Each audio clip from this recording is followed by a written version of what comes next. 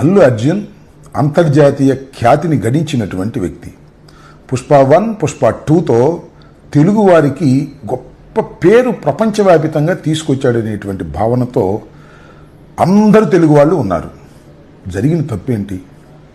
సంధ్యా థియేటర్లో ఆ రోజు సినిమా చూడటానికి ఎప్పటిలాగానే, అంటే తన సినిమా రిలీజ్ అయినప్పుడు కుటుంబంతో సంధ్యా థియేటర్కి వెళ్ళే ఆనవాయితీ ఉన్నటువంటి హీరో అల్లు అర్జున్ ఆ రోజు సినిమాకి వెళ్ళాడు. దురదృష్టవశాత్తు తొక్కిసలాట్లో చనిపోయారు. నిజంగా దానికి అల్లు అర్జున్ బాధ్యత వహించాలా? ప్రభుత్వం బాధ్యత వహించాలా? సెక్యూరిటీ కల్పించలేనందుకు ఎవరు బాధ్యత వహించాలి? ఇది ఒక కీలకమైన ప్రశ్న. ఒకసారి వెనక్కి వెళదాం. ఇలాంటి సంఘటనలు ఎన్ని జరిగాయి రాష్ట్రంలో? ఆంధ్రప్రదేశ్లో ఎన్ని జరిగాయి?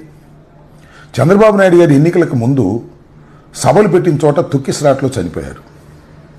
గుంటూరులో సంక్రాంతికి సంబంధించి సంక్రాంతి కానుక అని ఉయ్యూరు శ్రీనివాస్ అనే ఆయన ఒక ట్రస్ట్ పెట్టి అందరికీ చీరలు ఇస్తామని ప్రకటించారు. కొన్ని వేల మంది చీరలు తీసుకోవడానికి వచ్చారు. చంద్రబాబు నాయుడు గారు 2 చీరలు పంచి వెళ్ళిపోయాడు. తర్వాత తొక్కిసలాట్లో 3-4 చనిపోయారు. అలాగే దానిపై నెల్లూరు దగ్గర కూడా ఇలాగే ఒక చోట చనిపోయారు. అక్కడ దాకా ఎందుకు? పుష్కరాల్లో చంద్రబాబు నాయుడు గారు ముఖ్యమంత్రిగా ఉన్నప్పుడు 2015 పుష్కరాల్లో, గోదావరి పుష్కరాల్లో సుమారుగా 29 మంది పైచిలకు చనిపోయారు. ఎవరు దీనికి బాధ్యులు? చంద్రబాబు నాయుడు గారు వహించాలా? లేదు. ఘరానా మొగుడు సినిమా సూపర్ హిట్ అయింది. ఆ శతదినోత్సవానికి అనుకుంటా సాక్షాత్తు చిరంజీవి గారు గుంటూరు వచ్చారు, బ్రహ్మానందరెడ్డి స్టేడియంలో. అప్పుడు తొక్కిసలాట గురై చనిపోయారు. దానికి ఎవరు బాధ్యత వహించాలి? ఇప్పుడైనా ఒక విఐపి కానీ, ఒక ప్రఖ్యాతి చెందినటువంటి వ్యక్తి కానీ వస్తున్నప్పుడు సెక్యూరిటీ కల్పించవలసినటువంటి బాధ్యత ఆ ప్రభుత్వాల మీద ఉంటుంది. అంతే తప్ప అతని మీద ఉండదే. నాకు ఆశ్చర్యం ఇదంతా కూడా. పుష్ప హీరోని ఇవాళ అరెస్ట్ చేసి టీవీలన్నీ అదే వార్తలు. ఎందుకు అరెస్ట్ చేశారు? అసలు ఎందుకు అరెస్ట్ చేశారు? ఇవి చాలా లోతైన ప్రశ్నలు.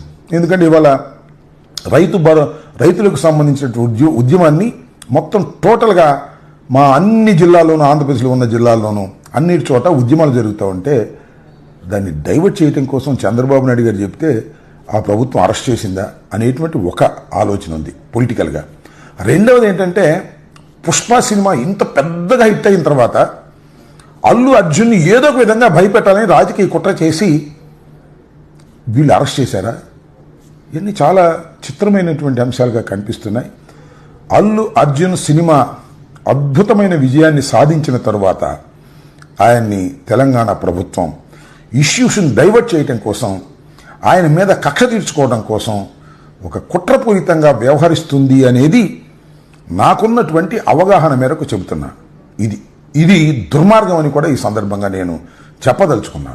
ఇలాంటి దుర్మార్గాలకు ప్రభుత్వం ఒడిగెడితే ప్రజాస్వామ్యం బతకదు, గుర్తుపెట్టుకోమని మనవి చేస్తున్నా. సరే, ఓకే, అరెస్ట్ చేశారు, రిమాండ్ రాకుండా జైల్లో పెడతారు, ఏం సాధిస్తారంటున్నా నేను.